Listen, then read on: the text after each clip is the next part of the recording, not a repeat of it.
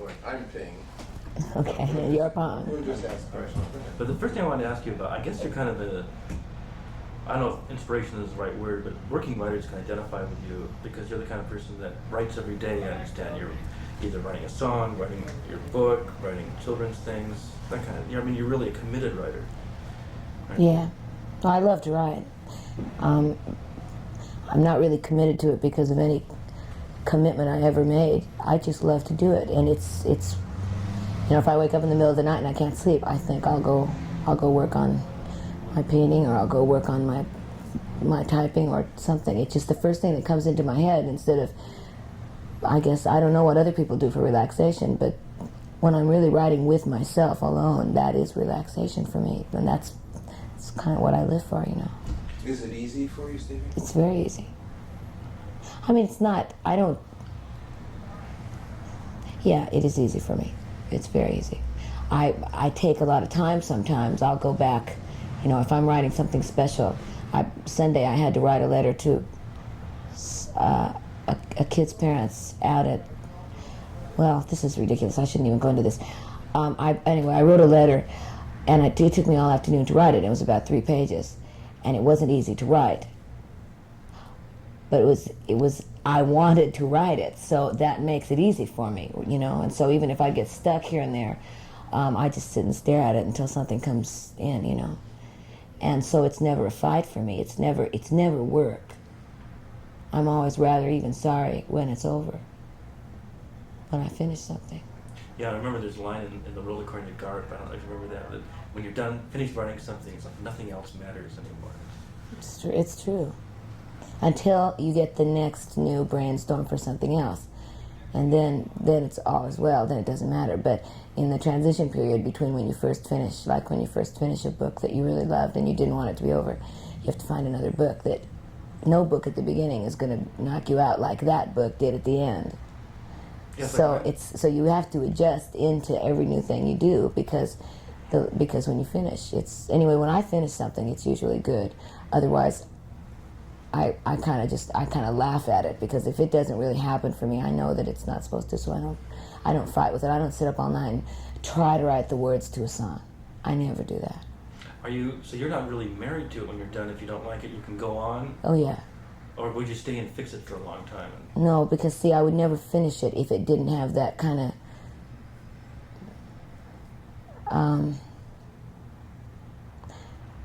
I always know when I start something that isn't happening. I mean, I know like 20 minutes later, I know. And then I just laugh and quit.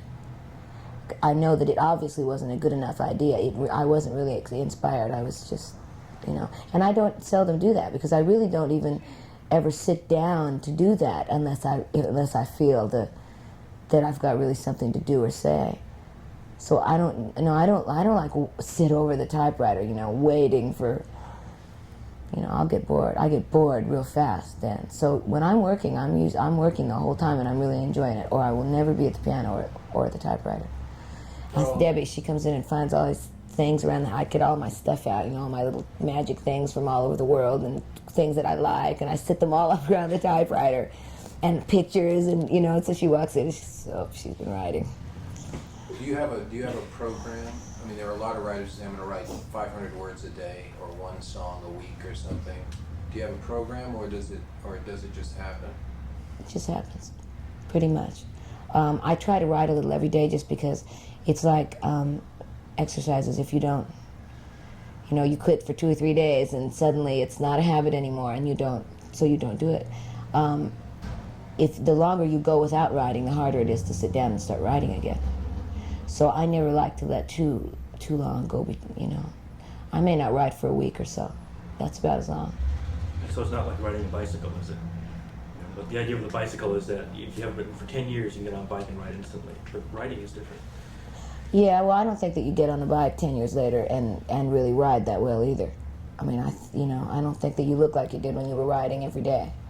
So I think that writing's the same thing. I think you could pick it. I could stop writing for a couple of years, I guess, if something came into my life that took me away from it strongly enough, which, you know, there's always those things that can take you away for a while. I don't think it would ever be any problem for me to go back to it. It's too much fun. It would be a real something would really be missing in my life if I didn't have that. So much of good writing is based, I believe, on good habits, like anything else. And I'm wondering if you started out, maybe when you were young, keeping a journal, for example, if you developed habits that way. Oh, I have boxes of journals. Yeah, I still keep a journal. I mean, basically, that's what I do. I keep a journal. My journal just happens to be an incredible story. So it's more than a journal. If it, I happen to have rather kind of unique life to write about, and a lot of unique people to write about. And things that happen that are definitely out of the ordinary. They're not your normal things. They're kind of like movie things that you would see a movie and it'd just be this incredible story, and that's what I write about. As I write more and more, my writing gets a lot more formal.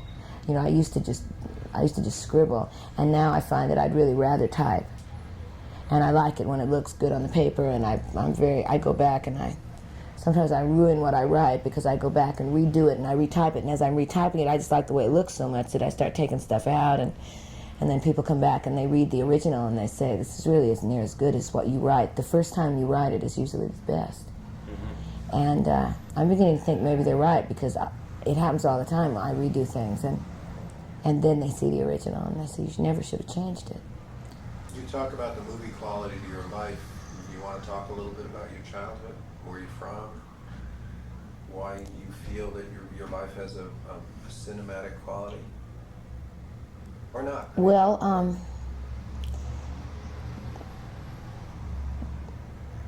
Or no. Can I phrase that another way, though? It's just a long story. I'll be glad to tell it to you, but it's a long story. Can I phrase that another way to get to that for a second? Because this is an interesting procedure that we're going through, at least for me. And that is that when you mentioned the cinematic quality of your life and of your music, of what you write, and you have this fascinating life, still, I should imagine when you were younger, you have to, when life may not necessarily be that fascinating or glamorous or whatever, that you would have had to have developed some sort of extra perception when you were young. Do you think you developed that growing up? See, I moved a lot. We moved. My family moved. I was born in Phoenix, and I moved from there when I was a baby to Los Angeles, and I lived there until I was about 5 and a half or 6.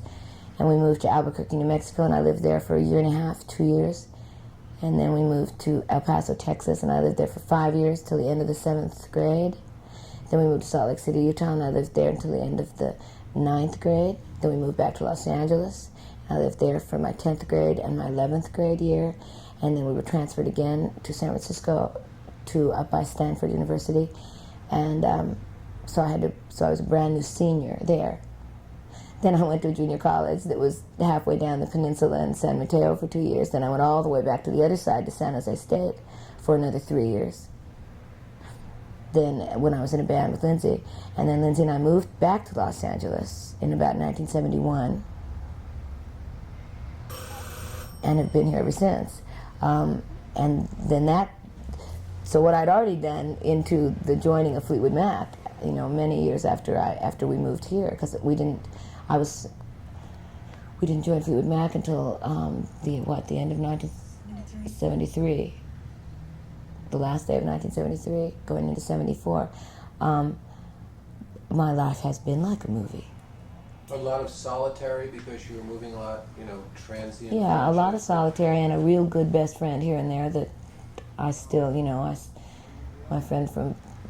still have my best friend from Salt Lake City, and I have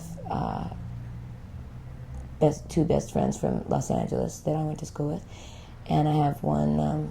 I even know somebody all the way back even before that I still see and talk to. So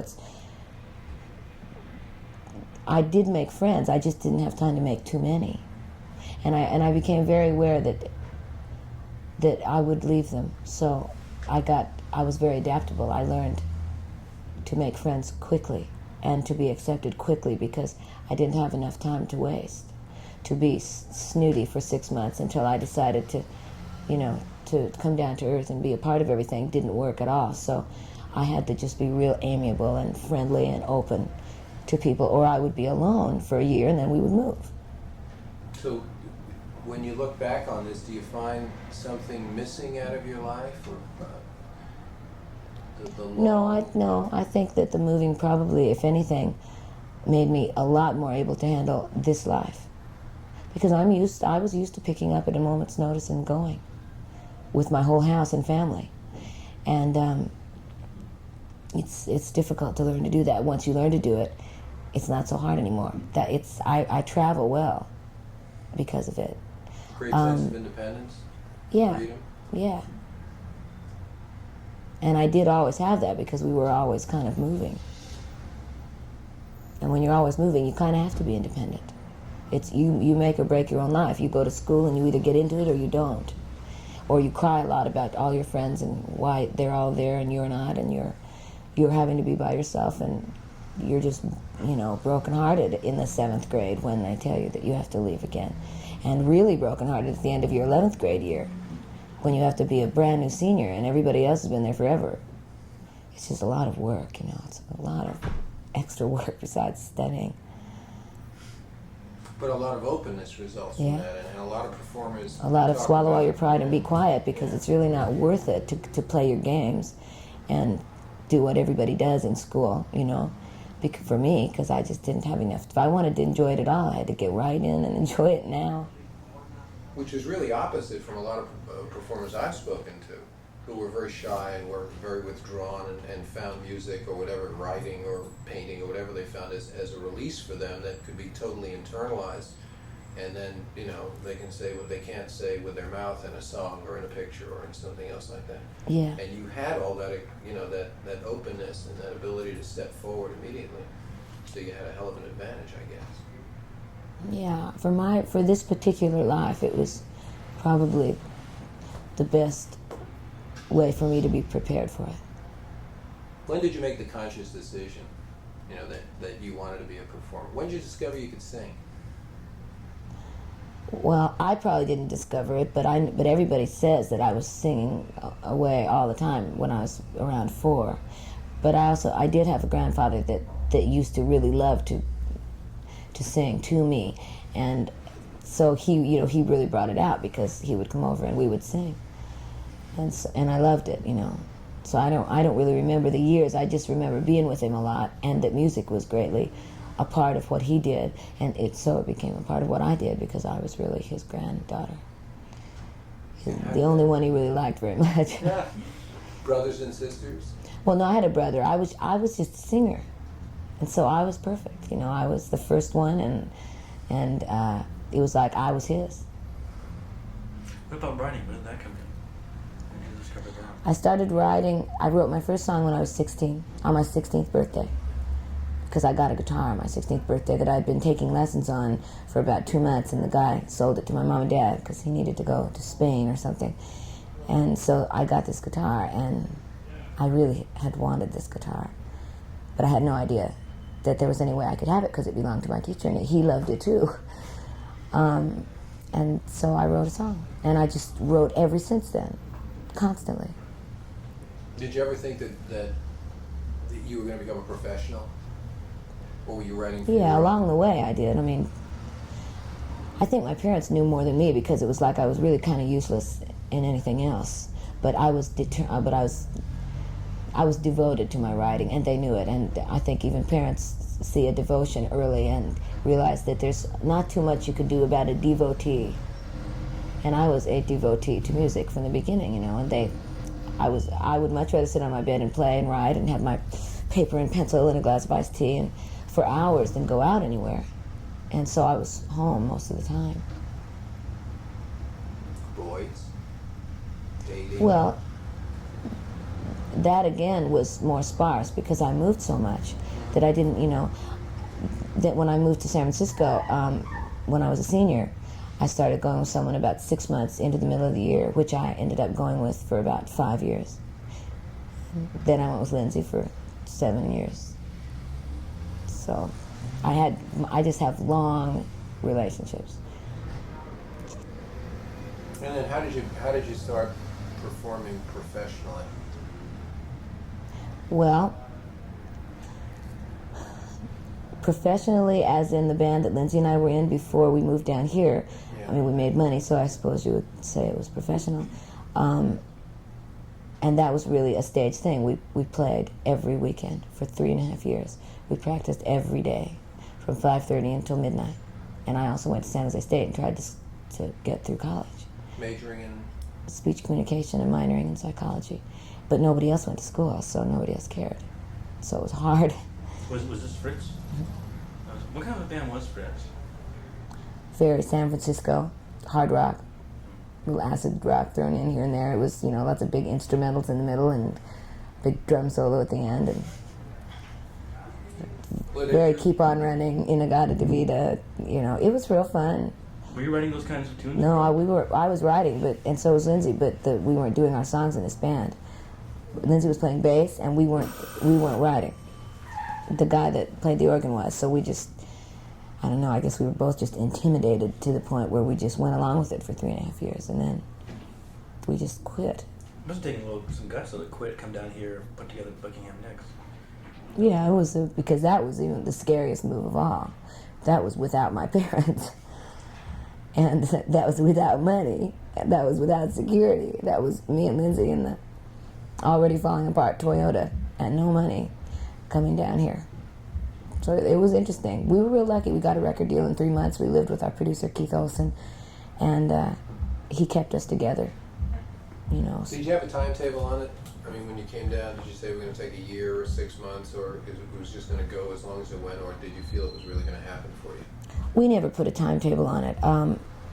Once, right about 2 months before we joined Fleetwood Mac, my dad said to me, I really think that this is going nowhere, and I think that you should maybe put a time limit on this, maybe give this 6 more months, because, I was sick and I didn't feel well, and I was not happy, and I didn't have any money, and it really hurt my parents to see this, And I never came home raving about it, how happy I was. I always came home unhappy and crying and really,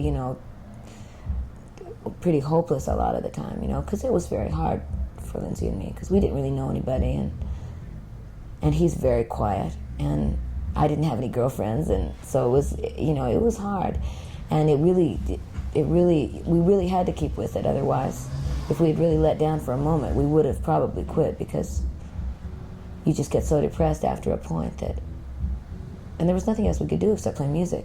I could work, but Lindsay didn't know how to do anything but play the guitar. So I worked, he played the guitar. That's scary. But you did have a glimpse of success with Buckingham Nicks, didn't you? Didn't a record really break out in Texas, and you were all stars when you toured there? So? It broke in Birmingham, Alabama, and we did go do a little tiny Buckingham Nicks tour, and we were already in Fleetwood Mac, and we flew to Birmingham, and we sold out a 5,000 seat place, which to us was incredible. I mean, it was more people than we'd ever seen, and we were really in bad shape in Los Angeles, and to go there and have that kind of thing happen was really, we had to make a decision whether or not we wanted to stick with Buckingham Nicks and try to break it out of the South, or and probably we would have had to move there, or join Fleetwood Mac and go that route. And at that point, we just looked at each other and said, we really need a break. We need to rest a little bit, and we need a little money, and we need to be able to have a fairly nice place to live in, or we're never going to make it anyway. So, and for Lindsay and me to have moved to the South and began there to build Buckingham Nicks would have been another big, big project. Of course, at that time, Fleetwood Mac wasn't the hottest act in the world either. No, but Fleetwood Mac nevertheless was famous, had money, was looking for a guitar player, certainly not for a girl, but so they had to take me too. And you work so hard for so long, and finally you just think, I'm going to do this because we're going to let them take care of us for a while, because we really need help. And this is just, we don't know what else to do. And I did not want to move to Birmingham. I don't blame you. It's interesting. I don't know. Have you heard that album, Harvey? The Buckingham Nicks album? Yeah. No. It's really interesting because a lot of it is a precursor to later developments, including a couple of the songs, which were, I think, redone later. I can't recall Crystal was redone on the Fleetwood Mac album, and Mm-hmm. I think we did You the. were part of the package deal, right? I mean, if they took Lindsay and Fleetwood Mac, you came along, which is. I didn't right, ask. They asked me. I mean, they asked us both. They, Mick is far too smart a man to have looked at this couple that had been hanging around together for 10 years and say, "We want you. We don't want her." Because Lindsay wouldn't have left me. Oh, sure. So there, it was, and they knew it. There was no reason to. If they had seen that in the relationship when they met us, they might have, said, "Well, it's going to be a pain in the neck to have this extra girl around." But they realized immediately that it, that it wouldn't. They really wouldn't want to take Lindsay without me anyway, because I could handle him, Is there a story of how Lindsay and Mick and you all got together? Well, Mick actually just heard some stuff off the Buckingham Nicks album at Sound City. Keith Olsen played it for him.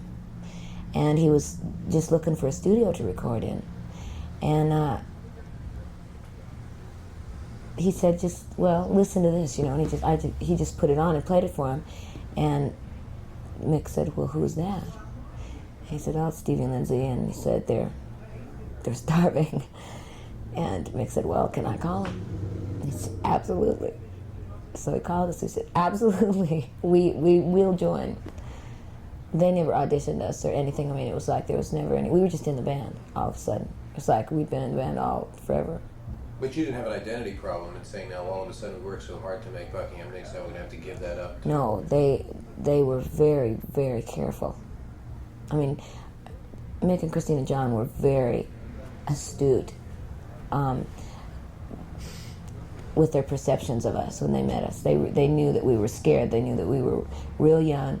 They knew that we'd been working real hard for a long time and that we really needed a pat on the back from somebody, and that with love they could win us.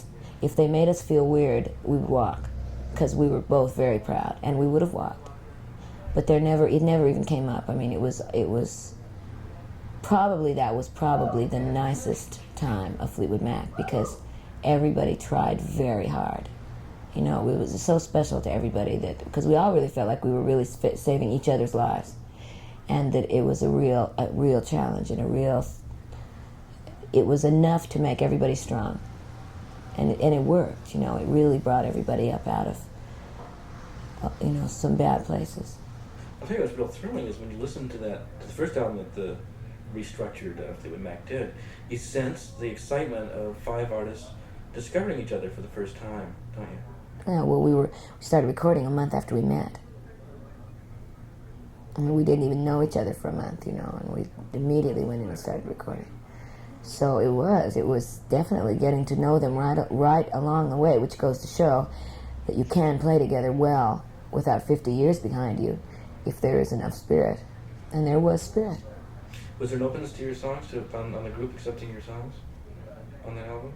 Well, yeah, as much as, it's the same today. My songs are difficult to listen to in the very beginning because they're very simple and they're just me and a piano, and it's hard unless you really got a hell of an imagination. It's difficult to see it how I see it. I see it all finished. I see it and hear it all finished. And so what I do is I usually try to make a real good demo, because if I leave it to their imagination, they have trouble. So if there's a song I really want to do, I'll probably go out and get somebody to come in and play guitar, and so that at least it's it's a little more serious than it is with just me and my piano, and then they get it. And Lindsay's the same way, and he's known me for 100 years. It's like it's better for me to show him a little bit more than just sit down at the piano, because he'll say it sounds like everything else. I'll say, of course it does, but that's because my piano is in it. As soon as you take my piano out of it, it doesn't sound like everything else. But when they hear it that way, that's how they hear it. When you're done with the song, this is really jumping ahead of the story, but when you're done with the song, do you know whether it's going to be a Fleetwood Mac song or a Stevie Nicks song? Or I have a real good idea whether or not they will like it. Yeah. And a lot of songs I just never even show them, because I just know intuitively that they won't like it. Or if they do like it, they won't like it after they try to play it. So, because I know them so well, So yeah, there's not a conflict of what is Fleetwood Mac and what is Stevie Nicks' solo thing at all, because it just seems to, all those songs on the Belladonna album, almost all of them were available to Fleetwood Mac. and they have them at their house. You know, I mean, it just depends on what feels good at the moment. You know, we ended up recording a song a couple days ago that I wrote about 3 years ago that I never in a million years dreamed would be on this album. It's called Gypsy. And we tried about 4 different songs, of which 2 of the other ones I really wanted to do. And somehow Gypsy just was the one that happened. So it's like it's never nobody ever walks around going, I hate that song. I hate that song. You know, it's like if anybody hates it, it's out. And it's like everybody is smart enough to know that if any one person in the band hates a song, it's not going to get played well. But you don't sit down, as No, you say, and but we say, don't "Oh, consciously say it. It's like out next, you know, and nobody gets hurt. And it's also It's not, funny, almost. It's like, you know, okay, well, that'll be on our next 10-year album, you know. And we just joke about it, and it doesn't hurt anybody's feelings, because everybody knows that, you know, any songs that don't go in this album, probably there's something else to use them for anyway. So that is the least of our problems ever. You get up in the morning and say, you know, you don't get up and say, today I'm going to write a Fleetwood Mac song. No. Or today I'm going to write a... They come out and then you evaluate them as you produce them. Yeah. And say, yeah, that's... And you know. Yeah, obviously. you can just kind of tell. Yeah. You know, going back to that first, to your first Fleetwood Mac album, I was talking to Lindsay about this a couple of years ago, especially when you were there. It seemed when that album first came out that just even visually and the way that the personalities of the writers came through in the songs, that there was in this lineup something for everyone. There was a person everyone could identify with. There was Christine as being a kind of a blues mama type of person, and Mick being a father figure, and John being a rock and roller type of person, Lindsay with the folk and the experimental thing, and you with the ethereal feeling. There was something for everyone in this group. Right. It was, do you think that had a lot to do with the initial reaction, the fact that it was so widely accepted? Yeah, absolutely. Because there was a variety. It's always, unless you really got a hell of a theatrical show, it's pretty difficult for anybody to be terrific for 2.5 or 3 hours, or 4 hours, or, you know. Having 3 people makes it easy to go away for a minute, take a breath, and come back, which also makes it easier to perform. Nobody gets bored because you're not listening to one solid voice all the way through. You know, I like it. I love hearing the different voices. That's the problem with being a solo artist, you know, is that you have to use yours. So in my solo case, I found 2 girls 3.5 years ago that sing terrific and started training them so that I didn't have to stand up there and sing all by myself. If I ever wanted to do this, I thought, I better get some singers because that are really good and that really can carry this for me. If I want to walk away, or if I don't want to be on stage all the time, then I better find something else that can be going on that's really excellent. And because after being in Fleetwood Mac, it's very different for me to think of not having Chris and Lindsay there to spell the singing. Was it a difficult decision to say I want to do a solo thing, or I want to go out and... No, due to the fact that Mick decided to do one too, it wasn't difficult. If he hadn't have, it would have been. Because I wouldn't have been the first one to say I was going to do one. So it was like Mick and I both kind of at the same time said that we would like to, and then we just decided to do it because we had the time. And that was the other problem, is the time. You know, we very seldom ever have a 4 to 5 month break where anybody could do something like that. And we didn't know whether we'd be able to finish as it was, because all the Fleetwood Mac albums take much longer than 4 or 5 months. I started my album the beginning of February, and I knew that I was on an airplane May 1st for France, with or without the finished product. Is there a time in your mind that you say you'd like to have, 4 months or 5 months or 6 months? Is there a time frame in making an album in your head? I mean, obviously you don't want to be rushed, as you and Mick and I were talking about just before. Well, or no? I mean, I don't know. Yeah, I don't want to stay in here for a year, and nobody else does either. Yeah. I think as you get older, it's harder to be in a studio day after day after day, month after month after month. It gets to a point where you just think you're going to go crazy. And everybody wants to get this album done and out. And it sounds done to me. I mean, it's real good. All of it's good. And it's been pretty easy. And everybody's been real, like a real team effort to finish it instead of, indulging out, which we are famous for and we can do very easily. And we've just really not let it slip back into that this time because we want to do a good, concise album and, get it out to the people. What about in making your record, though? I mean, because this is something you're very close to. It's your name, and nobody else is sharing it. It's yours. How do you maintain the distance not to go too far into it or go crazy? Well, for me, it's just when it feels good, If and when the track and the vocal that I have on it starts to sound good to me, then I've never understood why a million other things have to go on it, There's two kind of people. There's the real technical people that will always look for something to change, and then there's people like me who want to sing it once or twice, and then if they don't get it, they want to come in tomorrow night and sing it once or twice, but they don't want to sing it 5 or 6 times tonight, because by the 5 or 6th time, it isn't going to be happening.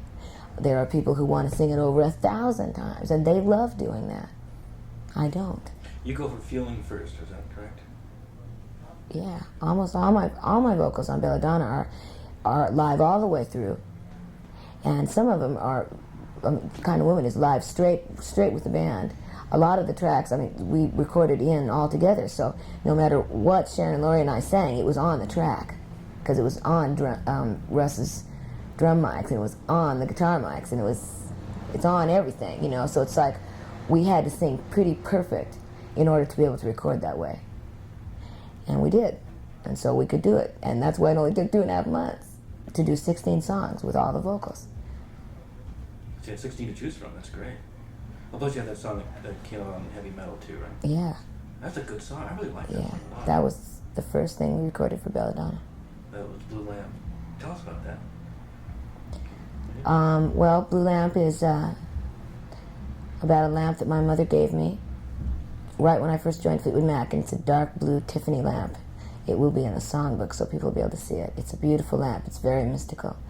And it just became my very favorite thing, and it sort of symbolized to me the light that shines through the night, because when Fleetwood Mac, we found them or they found us or whatever, it was a definite light at the end of the tunnel for both Lindsay and I, and this blue lamp really became that light, of which I have always, wherever I live, on, and I keep it on all the time. And it looks like a big blue mushroom, And I did carry it home from my mom's house, me and my friend Mary, on an airplane, the bass and the thing, which they almost weren't going to let us on the plane, which we threatened to lay in front of the plane with the lamp. They didn't let us on the plane. And so it was a job to get this lamp home. It just became, the blue lamp just became something that everybody talked about a lot, It's just, the blue lamp. It was very much of a presence. So it was the first thing that I wanted on Belladonna, all the bees. And it was recorded with a bunch of guys in New York that were different than the people that we used here. And it just sort of didn't fit when the album was done. And I just kind of had a feeling that Blue Lamp would find its way to something else, or I would have insisted it be on the Belladonna album. Super song. I really do. And it doesn't even have finished vocals, because we didn't know it was going to be on any album, so the girls and I never finished the vocals. So all Jimmy had to work with when I was in France and they were in Dallas and Hawaii was the sort of ref vocals that we had sort of gone out and done one night, no big deal, no pressure. And they were just real simple, but they weren't the ones that we had really worked out that were really beautiful and that should have been on there. But at least it's out. It's like it's one more song that is gone that I don't have to worry about anymore. Is it easy for you to let go? Very easy, because then it's hard for me to not have anybody hear them. It breaks my heart. I don't like having 1,000 songs that I know people would love to hear. My demos are a big hit. All my friends have all my demos. That's how my demos get out all over the country, because there's thousands of them almost. And everybody that is a friend of mine or has been a friend of mine over the last 10 years has got my demos, right? And they listen to them just like, records. And it just kills me that all these wonderful songs that I think are wonderful never ever get heard. Are there other people you would like to have singing your songs? Would you farm them out to Well, folks? And, I might. I tried that and it didn't work. Everybody seemed to be either didn't like the songs or were intimidated by them, or I don't know why. That's what I wanted to do. But it just, I got my feelings real hurt a bunch of times in the last couple of years with that.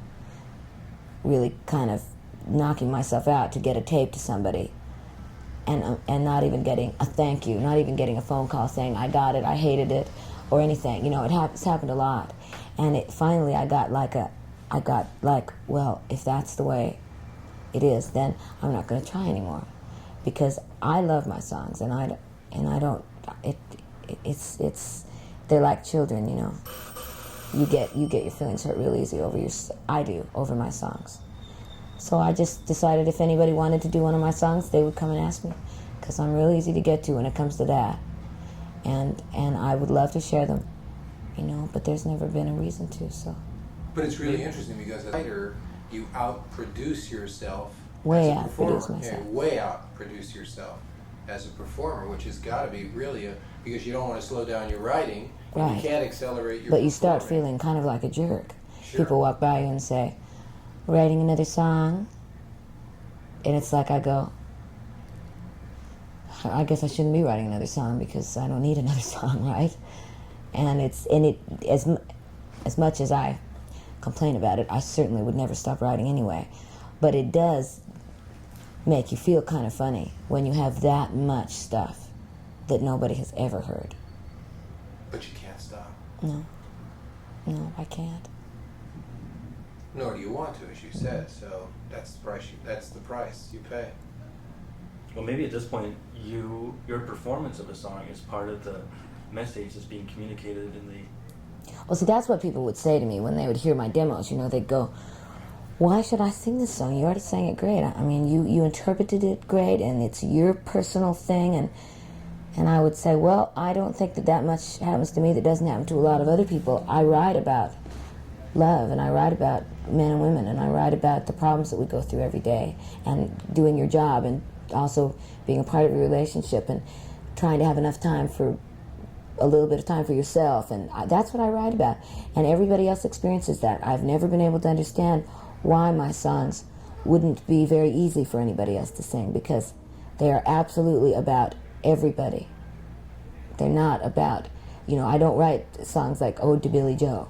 I don't write songs that are about, you know, stories of things. I write things that are about what happens to us. It's the only reason I sit down and pick up a pencil.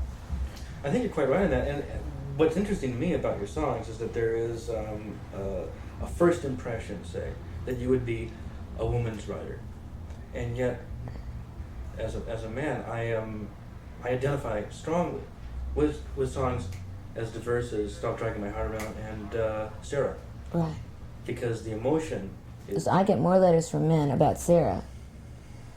I mean, Sarah definitely went straight to the hearts of the men of America, for sure, because it's like, I mean, she's really special, you know. She's really special to women, too, but she's really special to men. Who is she? Oh, Sarah is just everybody. Sarah's my new puppy. Sarah's probably what I'll name my first little girl. Sarah's a friend of mine. Sarah was a great, great aunt from Germany of mine. It's always been my favorite name. Just my very favorite.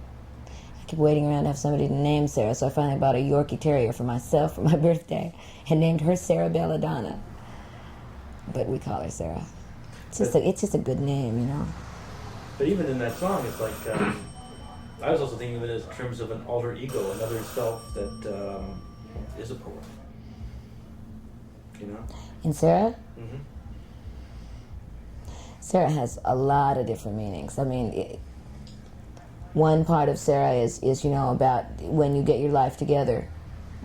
You know, I mean, for sure, when I wrote the song, I mean, I have to be Sarah, because, you know, that's why I said, you know, he cried, Sarah, you're the poet in my heart. Sarah is the whole thing about keeping your house together and keeping your life together, and when you build your house, then call me. But I'm not throwing you out. I'm not telling you that I can't be around you anymore. I'm just saying that I can't deal with the way that you run your life. So I can't be a part of it. If you change it, call me.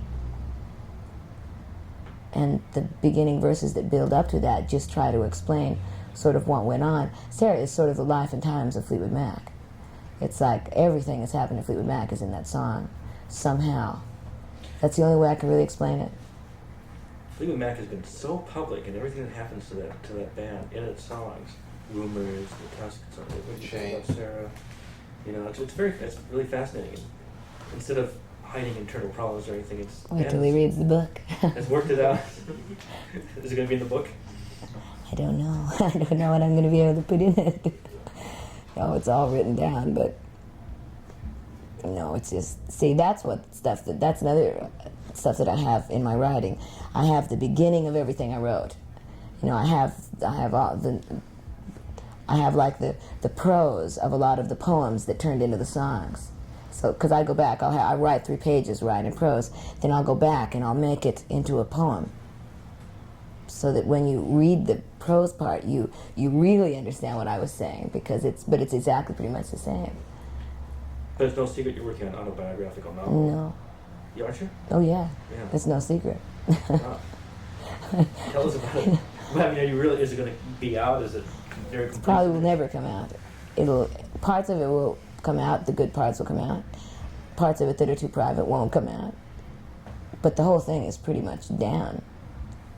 What's happened.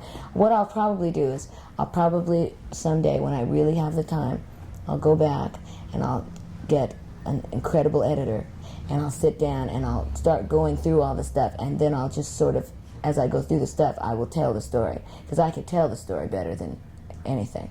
I should just tell it I should just start with the tape recorder and just tell it, and then use all the stuff that I've written as just, to like enhance it.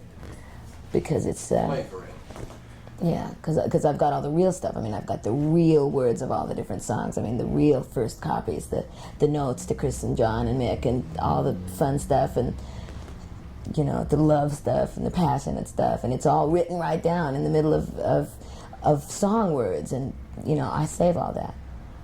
So if you see George Harrison's book, he has a lot of his stuff in it, right? Well, I've got much more than that. I mean, the stuff I have makes George's bunch of stuff look like a mere this much.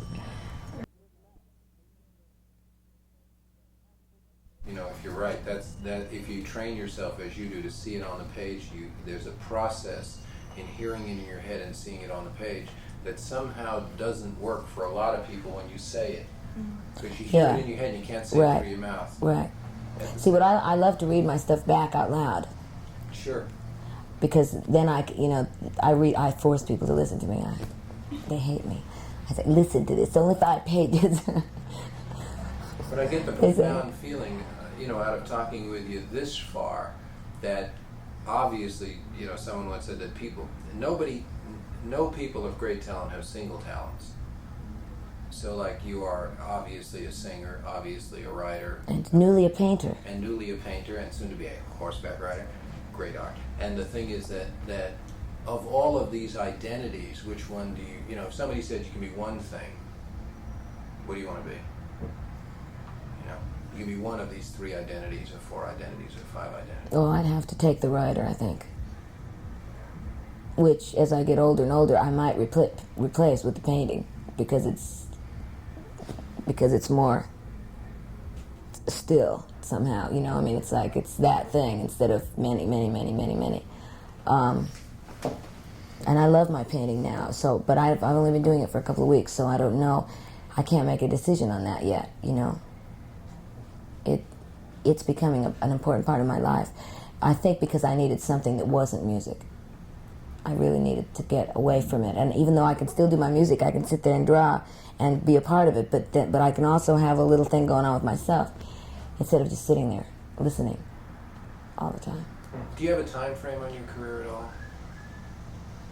I mean, do you say in your mind, yeah, maybe I'll perform for 5 more years, then I don't want to go on the road anymore, and as you say, spend 7 months in the studio or that business. Do you see an end anywhere in your mind? Tough question. Terrible question. Terribly tough question, because I don't know, I suppose when I feel like I can't do it anymore, I'll quit. When I feel that it's too much for me. I mean, I will never tour again like that. I will tour for a month, 6 weeks. But I'll never go out and do a 6-month tour again or a year tour again. Because I just don't want to. It's too long, you know. I was just out on the road with Tom Petty, and he's been on the road for 4 months, and they canceled their last 3 shows because he was having a lot of trouble with his voice. And he said, you know, it's just, I just gotta go home. I said, I know, Tom. It's like, you know, it's not normal to live like this. It's about as foreign as it could possibly be to try to make your heart be happy in the middle of a hotel room in a different city every night. I don't care how famous you are, how rich you are, how wonderful everybody thinks you are, how much everybody would love to have a date with you. Has nothing to do with you in that hotel room by yourself in the middle of Erie, Pennsylvania. Do you get the generation of energy that I have heard of, you know, that it may be Erie, Pennsylvania and the Ramada Inn, and, you know, when you wake up in the morning and say, what town am I in? And you're not really sure till a newspaper shows that somebody says, hi, we're in Sheboygan. You say, oh, okay, because I thought we were still in Scranton, one of those numbers. But then you go out there and you get the same universal reception from the audience. I mean, Well, that's the only reason that you go. And that's it. Yeah, because the 2 hours is wonderful. If you could just do the 2 hours and stay at your house, you know, if you just beam out to the city every night and do your concert, it would be all right. It's the other 22 hours of the day when you're just schlepping, as you said, and that's what you do, you know. You drag everything with you and you go. And, you know, I mean, you have, by 2 weeks later, you have so many things to carry that, and it's just a pain in the neck, you know. It ceases to be fun. And it makes you terribly cranky. And it makes you terribly cranky. And then people say, yeah, Stevie Nicks, she's that cranky, you know, she's always And I'm cranky. not near as cranky as some people are. So it's like, we have crank levels, you know. There's level of cranky on the road, and there's the don't talk to me cranky, and there's the I hate everybody cranky, but I'll talk to you. There's the I'm going home tomorrow, so cancel all the gigs cranky. I mean, there's many different levels of it, and you really have to deal with everybody on a different, you know. Somebody's had too much to drink, another person hasn't had a drink in 3 days, and they're on the same airplane together, discussing their own particular cranky feeling. And it's wild, you know. There's a song in that somewhere. There's a real cranky song in There's there a real somewhere that would be kinky, incredible. cranky song. It'd be really great because it's got to be a pain in the ass. I mean, it Oh, really does. God, I can't tell you. It's funny. See, me, I'm always on the airplane in the little back room because I don't smoke and I can't be around the smoke, so I'm locked in the back for the whole time by myself. Well, they all smoke, you know, up in the front. So I'm in this little room. It's about this big. But that's an advantage too, because you have achieved that, you know, that level of success where you're flying on your own plane and it goes when you want to go and it arrives when, you know, when it is convenient for you to arrive. But the reason that you go on your own plane is so you can go more places faster and work more. See, when you go commercial, you can't get to as many places. You can't, you know, there's always a chance you're not going to get on an airplane or that it's going to be real late. You're going to miss your concert, you know. So when you achieve the level of getting your own plane, you've also achieved the level of being totally crazy. Because that means that there's no hope for you anymore because you're just going to be landing and taking off and landing and taking off. Never quite heard it that way. I have wonderful ways to look at other people's ideas. No, that's a good point. I agree with you. It is true. I mean, if you're going commercial, you're probably having a pretty easy tour because you have to. They can't schedule you they can't back you up against like that unless you have a plane where you can, if necessary, leave right after the gig and fly on. You know, I mean, it's marvelous. That's the first time I've worn shoes in about 100 years, and my ankles don't like it. They're not strong enough. I wear like combat boots all the time. We go back to talking about some of the songs. You I sure have can. I have Could we stop this for 1 second? Sure. Now, round two. Where were we? Oh, we're going to talk about some songs. We're talking about some songs. Well, you mentioned Tom Petty and all that, so let's talk about Stop Dragging My Heart Around. Well, Stop Dragging My Heart Around was not supposed to be on my album, and really not even supposed to be on Tom's album. It was a track that he had recorded, and I guess they weren't going to use it. And he decided, and I decided, that we would put the song that he had originally written for me that was called Insider on his album, because he did, in fact, need a ballad. And I really did not, in fact, need another ballad. So all I needed was a rock and roll song. And so he very gallantly gave me the song. Just gave it to me. It's a very nice song. It's got Very nice song. fire in it. It's gotten much more nice since we've been doing it on stage. It's really, the song is really, because we performed it about, gosh, 10, 11, 12 times.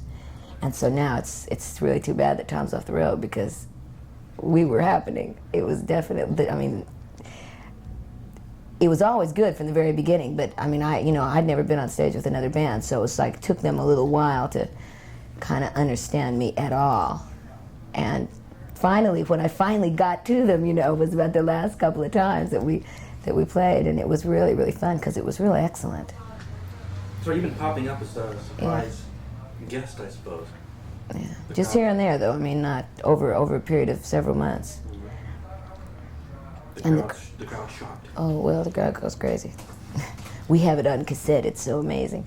It's just neat, It's just about the neatest thing I've ever done, really. I mean, walking out on his stage, because his concerts are really wonderful, and I mean, his concerts are really wonderful without me, and I just love watching them. So to be able to be a part of it for a few minutes is real exciting, because it's not like I'm under the pressure of, it's not my thing, it's Tom's band. But I get all the kind of glory for 15 minutes, and then I get to leave, because I don't have to stay up there and play guitar for another hour. It's a real nice kind of sharing thing for him to let me do that, because it does kind of put a different thing in his set, And a lot of people wouldn't be secure enough to let this girl come on and sing this song and then walk off and leave you with another hour up there. And Tom never. Tom just got into it. Tom just sort of gives me the stage, and it's really neat, because it's really the first time in my life I feel, when I'm on his stage, I feel like he really doesn't care what I do. It's interesting. One of the things I really liked about LA in the late '60s was a lot of that used to go on, where artists would appear on another artist's stage, and it seldom happens now.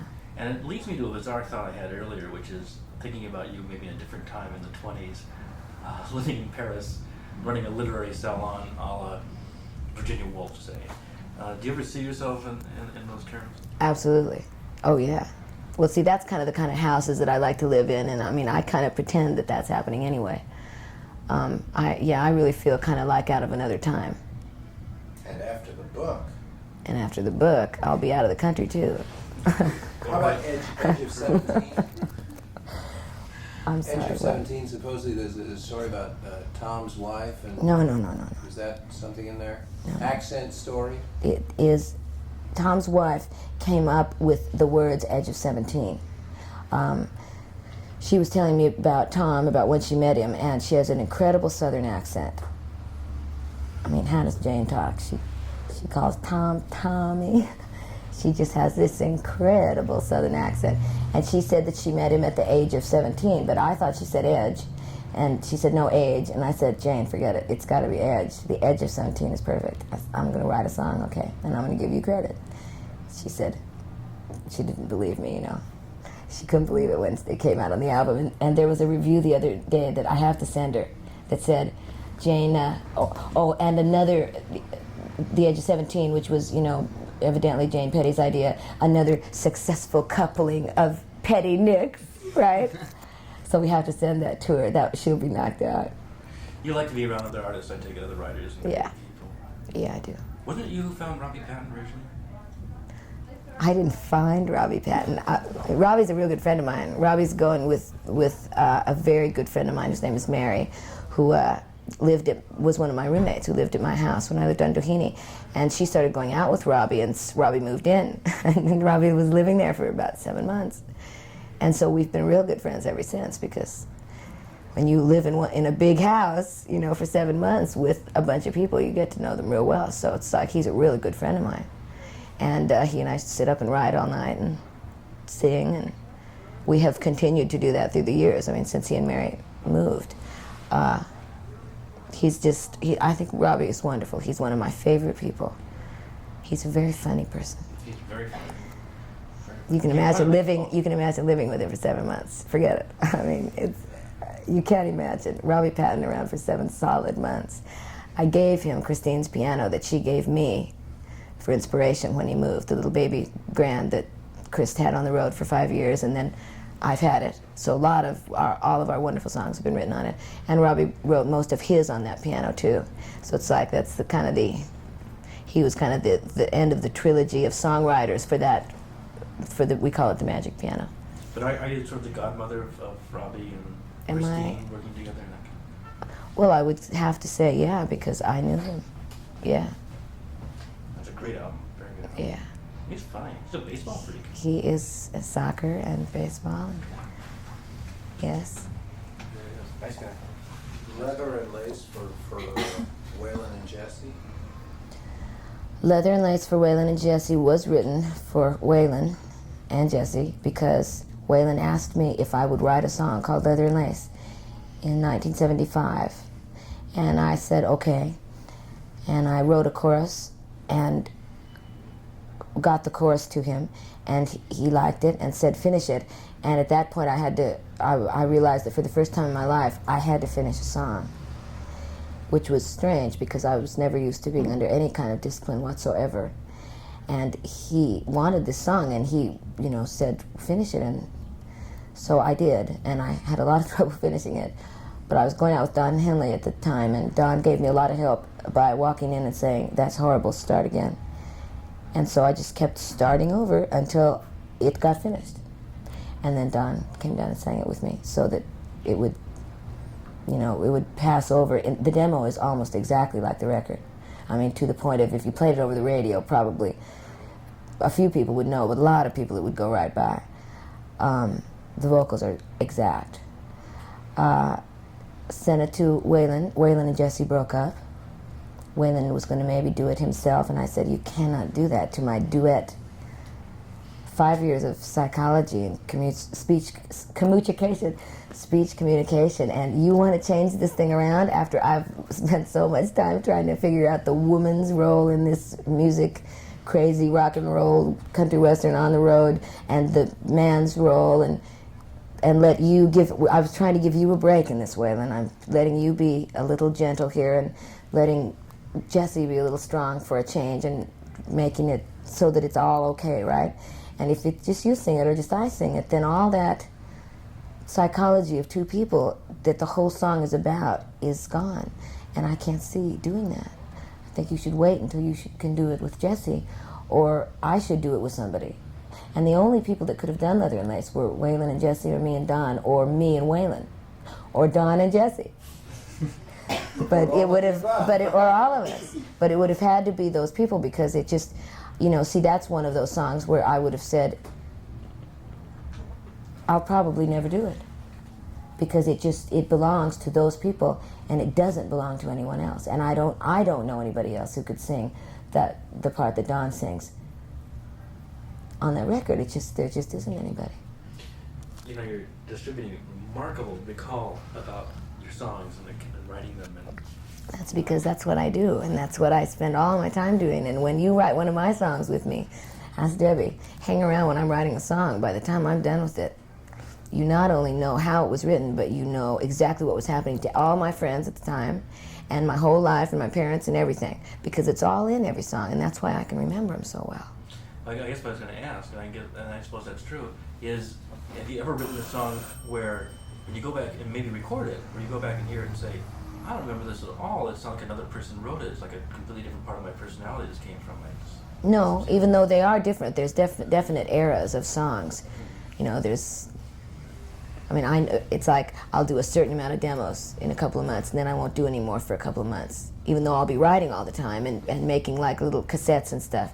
But I'll go into a studio at the end of every little sort of era, I'll get real itchy to put these songs down. And so I'll have 4 or 5 or 6 songs that were from a certain, time in my life, where it's very easy to look back and know what exactly was going on, because all the songs are usually struck off from an experience. So you never really say to yourself, "Gee, why did I write that?" No. You know. No, I know Everyone's got exactly. A real reason, and it's very clear. In my songs, I do. In my prose writing, sometimes I get so 19 pages later, when I'm not exactly sure what I was saying either.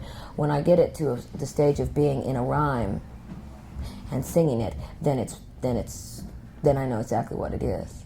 Think about it.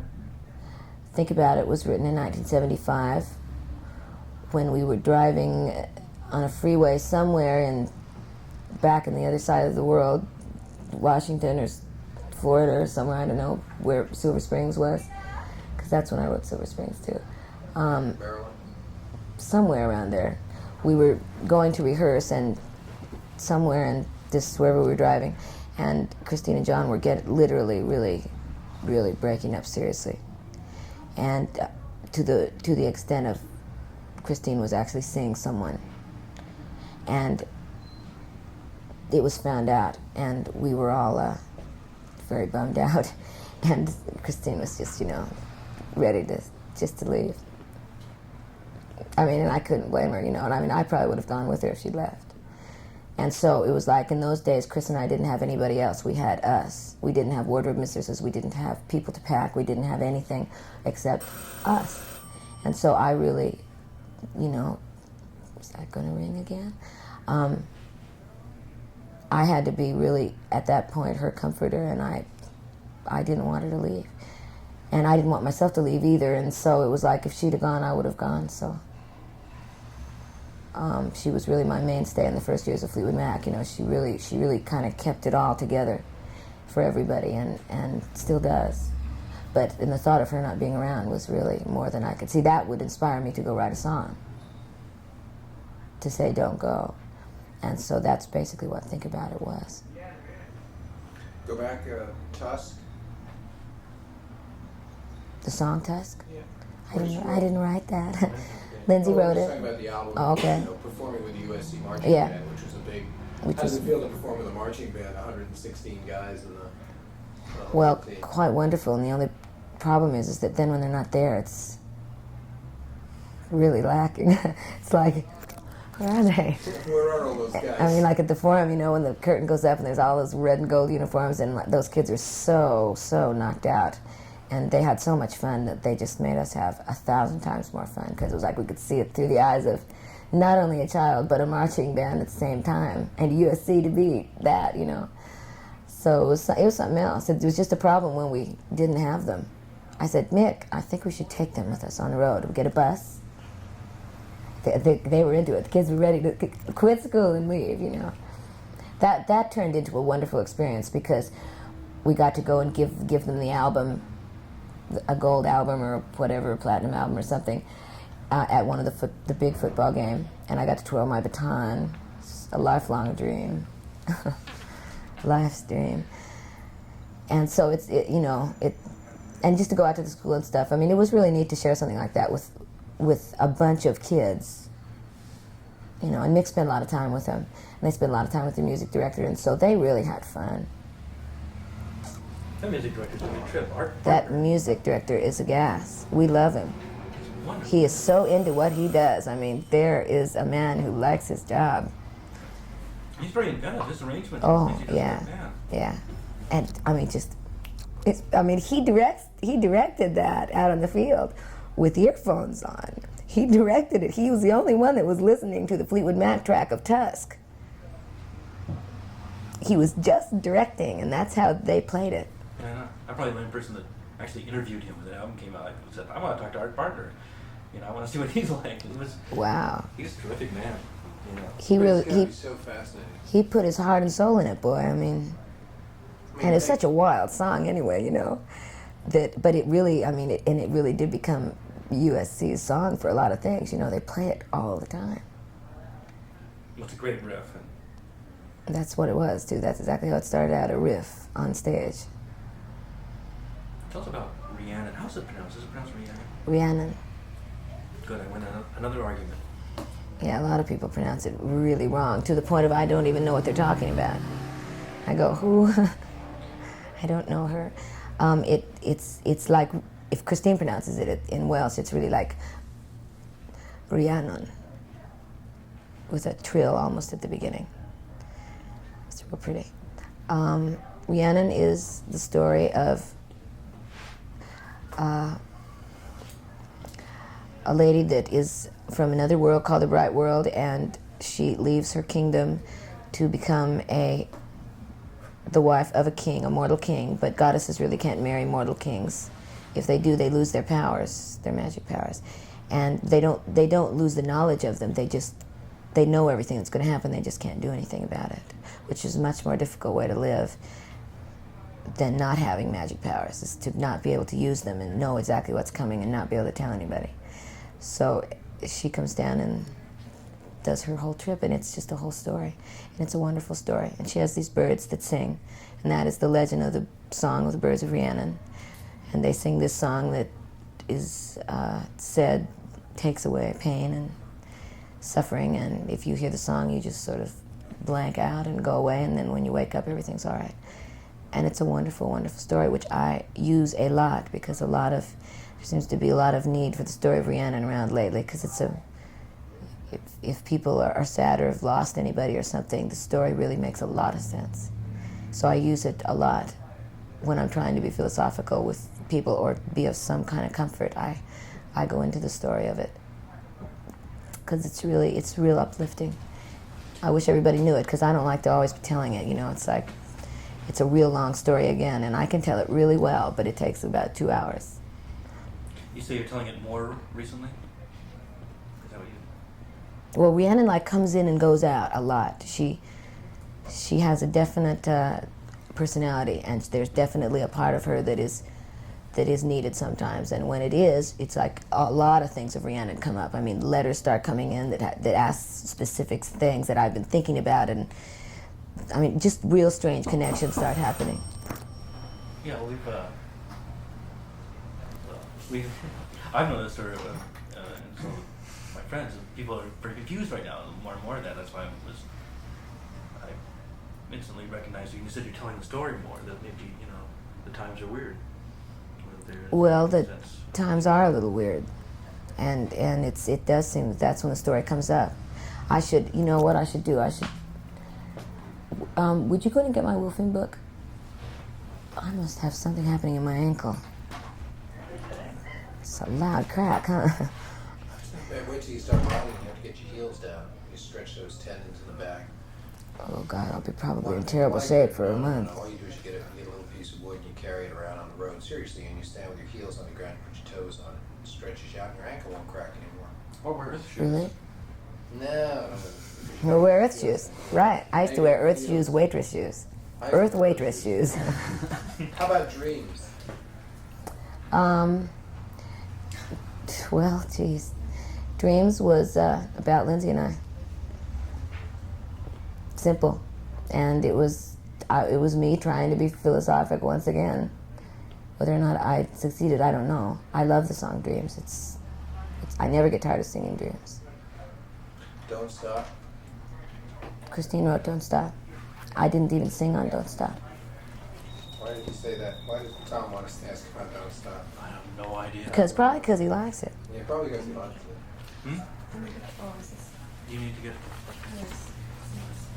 See, this is Rhiannon. I've just drawn Rhiannon. Oh, fabulous. But that's a Xerox because she's being printed. It's interesting, you have light hair and you picture her as having dark hair. Well, her hair isn't really. Her hair is all kind of covered up in a thing. In the picture, it's not. It's kind of goldy brown, but it looks dark there. But that's a big net and stuff that's over, and it didn't in the Xerox come through. I wanted to see if I could find just the thing I wrote about the Rhiannon.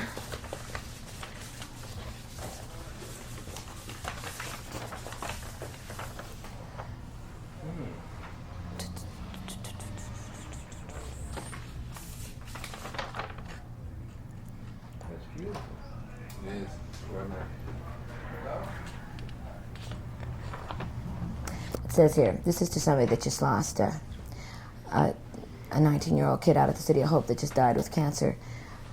And I got to know him a little bit. And so this is a letter to his family. And I'm only just reading you just this, because that's why I'm having this printed. I'm sending this to them. The funeral is Friday. It says, I have been very involved with my guardian spirits lately, and they tell me that we should be in meditation now, for us to simply live each day one day at a time. Toss out all the darkness. Come in out of the darkness, please. So I close my eyes softly till I become that part of the wind that we all long for sometimes. And to those that I loved, like a ghost through the fog, like the charmed hour and the haunted song, the angel of your dreams, Patrick is with his angel. And so we go on. It is said in the books of Rhiannon that another of their treasures were the 3 birds of Rhiannon, which we are told in an ancient book, and not often heard, that the birds of Rhiannon can sing away all pain and take away all darkness, and sing around you golden rainbows of laughter and great light. Well, those dear little birds are on their way to you now, to watch over you until you are better. They eat very little, and because they've seen it all, they shall be your friends. And that's sort of where I use Rhiannon. I use Rhiannon when I need to come up with something.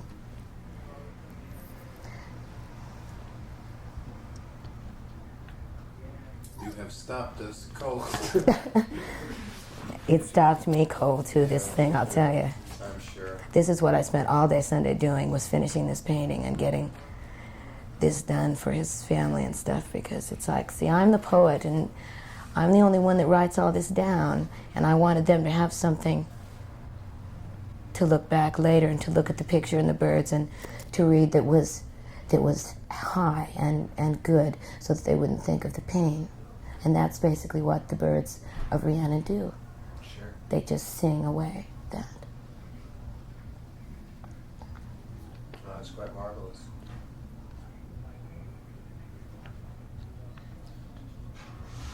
I'm sorry, guys, I didn't, God. No. This is what this has been like for me since my best friend from 17 years has leukemia, and she's out there, and so I've been going out there a lot.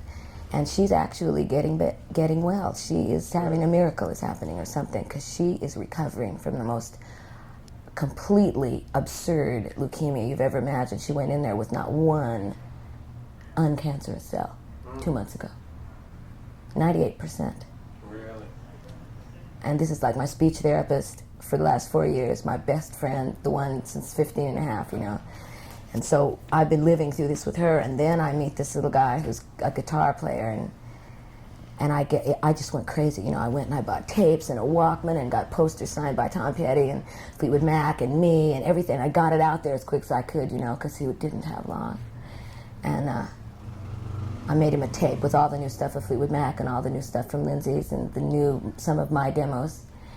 And it was the only music he listened to. It was the last music he listened to. And I put a lot of things in it with I took some things out of some interviews that just talked about magic and where you should be no matter what, you know. And he died Saturday morning. To make you angry? It makes me furious. I truly may become a volunteer out there when this is all over, because it's an amazing thing. It's really taught me something. And Robin too. She said there's a 28-year-old right across the hall that died yesterday that has 3 little children, the same leukemia that Robin has, the exact same stuff. And Robin is getting well. But they're dropping like flies. Sure. And it's like, you know, we're living all of it with them too. It's not just Robin anymore. It's become, you know, you meet somebody every time you go, and it's like everybody is so friendly and sweet and wonderful, because it's like they don't take you out there unless they are going to fight for you. And it's all catastrophic, you know. You walk in there, you know, you drive up and you see it says the City of Hope, and you almost have an attack, because it's so heavy when you drive into this place. I would like to give all my money away to it, you know. I would like to study. I would like to research. My uncle died of cancer in February. Mick's father died of cancer 2 years ago. In 1 year, he died. We've had 2 open heart surgeries. Lindsay's father died of a heart attack. And now Robin with leukemia. It's like, it's too much.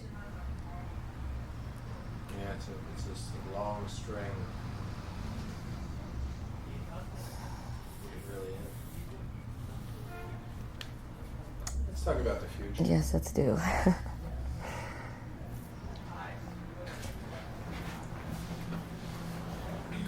A quick question is: Have you written for you the perfect song yet? Is the one you say, if somebody turned around, and it's the Desert Island Discs or whatever they call that British program, if somebody said, okay, we are doing a time capsule, and we're going to put one Stevie Nicks song in it because it's all the room there is. Bang. Wow.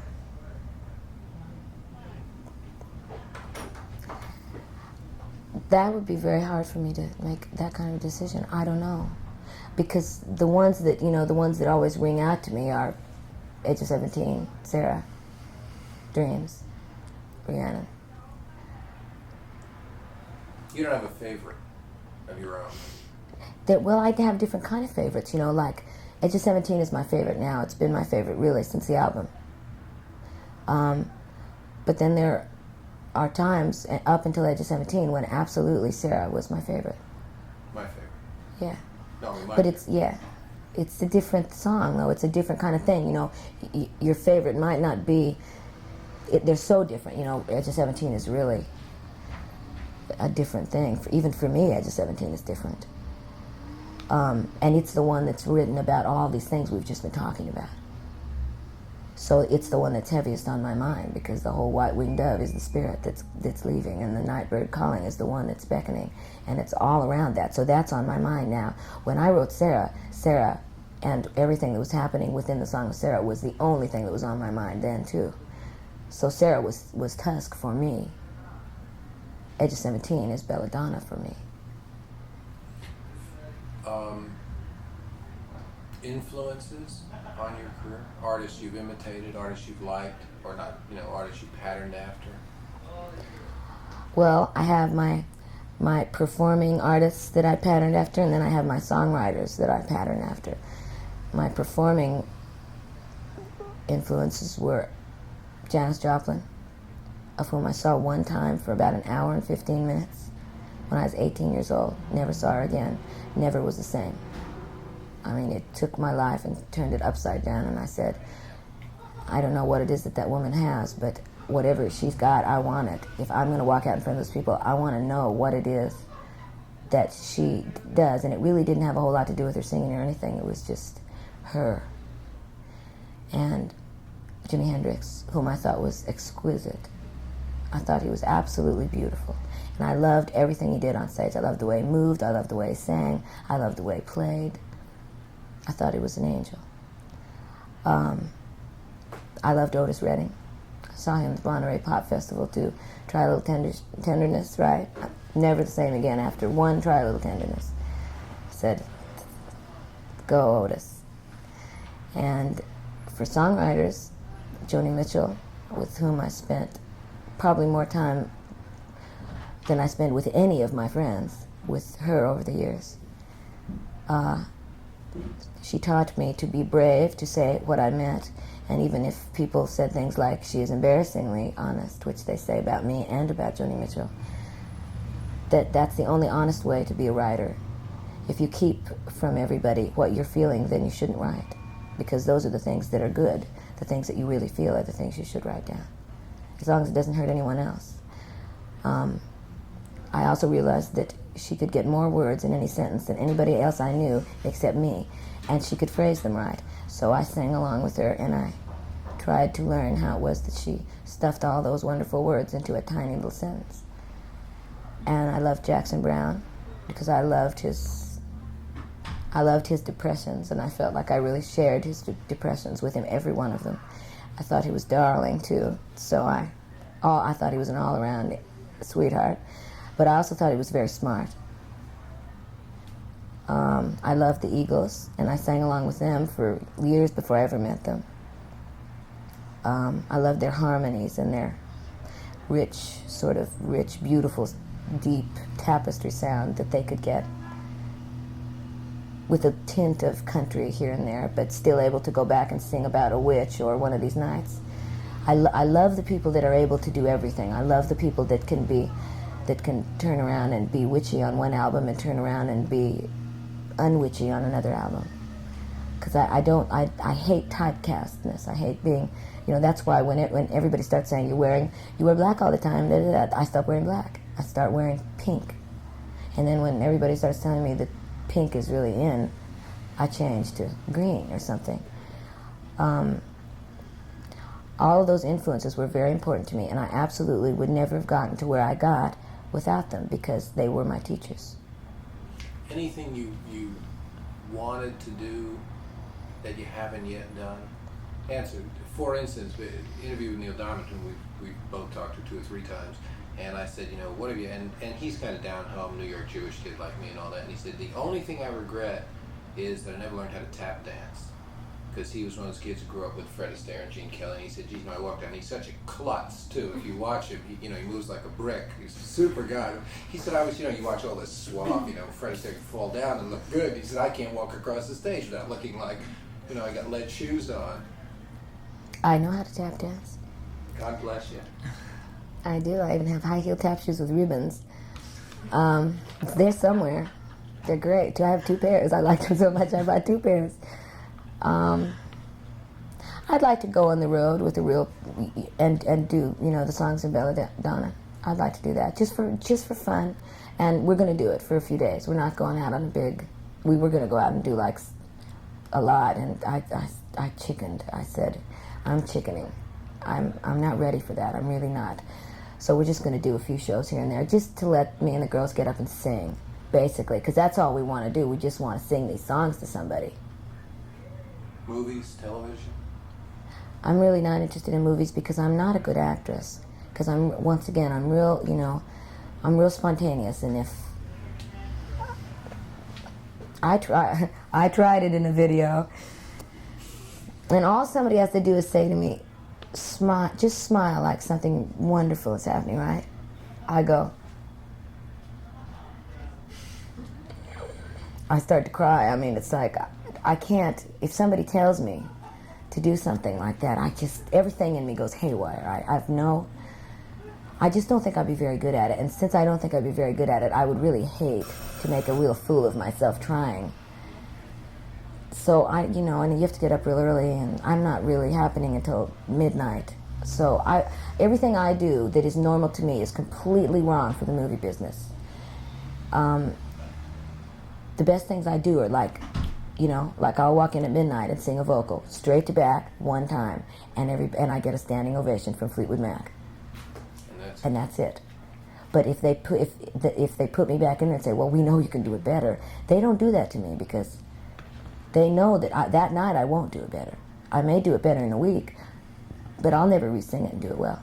Not after I've already really put everything into it once. If you're on the outside looking in, you're now trying to remove yourself, and you look at Fleetwood Mac, can you tell me the kind of contribution you feel you made to music? To their music? To our music? To Fleetwood Mac's music? To music. Because you have a very important place in the lexicon of music. And how do you view it? I think that that the one thing that I'm very proud of is the fact that Chris and me managed to make it at least not something that was absolutely unreachable, to be a girl rock and roll star in a rock and roll band where you were just as important as the men. Because that's been a kind of a scary thing, for women to be in bands. And it isn't impossible, and it's really even easy. And it's certainly easier on everybody to have the variety once again, so people can get by the fact that it's women. They work just as hard, and they're just as cool, and it's Chris and me, we get a lot of people telling us that, that they would never have tried to do anything if Chris and I hadn't have driven for this thing in Fleetwood Mac, which, see, we didn't have to strive for anything, because Fleetwood Mac was always very open to us, and very open to having us be wonderful all the time. So they didn't, we were never like, Christine would throw the whole 3 of them right off the stage in a second anyway if they gave her any trouble, and they know it. So it's like, she instilled in me from the very beginning that we were not on that stage for looks, that we were on that stage as if. Me in that office, maybe keep talking. They know I don't want to redo it. Would you, please? Thank you. Anybody else want a cup of coffee? No, but you, I would love You have it just black? If you can carry through, then okay. Let's carry through. Mine's hard. Hey, unless you're me and it was a terrific waitress. the old waitress experience, right? Then it's no problem. That's right. It's hard to carry through. No. You just got them right up like this. You wait table? Did you wait I table did. when you were a kid? No, not when I was a kid. When you were When I grown joined up? Fleetwood Mac, Really? I was waiting tables. That's. Did you get good tips? Yep. I was also one of the only ones that was not fired when they fired everybody. I just did lunches, but so you're there from 10 until about 3. And I didn't get fired. Where Well, were it was you? Clementine's then, and now it's the Red Onion in Beverly Hills. Beverly Hills. Sure. I was a hip waitress, too. I was a good waitress. I never had to carry a tray because I didn't know how, but they didn't know it. So I bluffed my way out of it every time and just managed to carry them out this way, right? I never opened a bottle of wine. Never. To this day, I've never opened a bottle of wine. I would always just talk somebody else into doing it for me. You couldn't steal food from there, though. That was a problem. If they caught you, they fired you. I actually enjoyed it, though. I never ran so much in my life. It's a big place. You went from one side There's to the a other. balcony, you had to go up the Yep. stairs and out the back. That's funny. What else did you do as a kid? Summertime jobs? Did you do summer things? I mean, they I all- didn't work as a kid. I worked when Lindsay and I were starving to death. I was a cleaning lady, which I was very good at. I did Keith Olsen's house, right, who was our producer, after we moved out of his house, and he tells me all the time, he never found anybody that was as good of a cleaning lady as me. And it's cheap. We have to ask you the magic question whether you do windows, right? It's the Don't great do. cleaning I did his question. windows. I'll tell you that. I wouldn't do them now, but I did windows and floors in those days. I do windows. I do floors. I also did take the laundry, bags of it, down to Ventura Boulevard and did it all, along with cleaning the house and taking the garbage out and everything else. I used to start at 9 o'clock and I didn't finish until 11 at night. Thank you. No, thank you.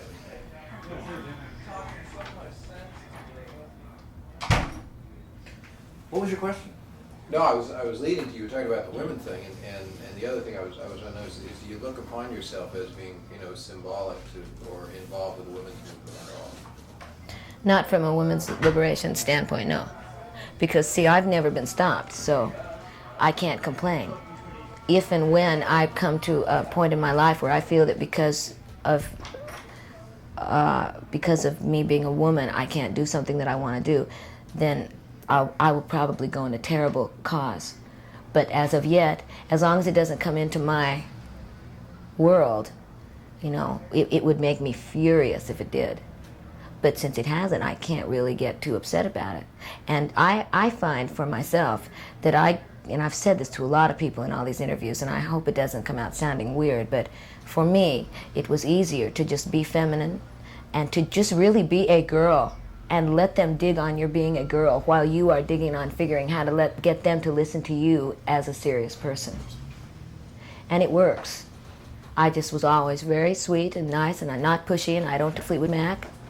When I'm with, with different men in this business who I want to learn something from, or I think has something for me to understand, then I don't kill it by, I don't talk about Fleetwood Mac or what I do much, unless somebody really wants to talk to me about it. It also doesn't hurt to be enormously talented. Wow. I mean, I'm serious. I'm not being smart-ass, but I mean, you have such an incredible credential walking in. But there were many, many years though where I still had some pretty good credentials, and I was a sweet little girl that was trying to play in this man's world, and I just realized really quickly that there was a way, but it wasn't to be aggressive. Yeah. And I won. I mean, all these people are my friends now, and they're glad that I'm their friend now. And if I had been any different than I was, they would never have given me a chance. They would have said, out now.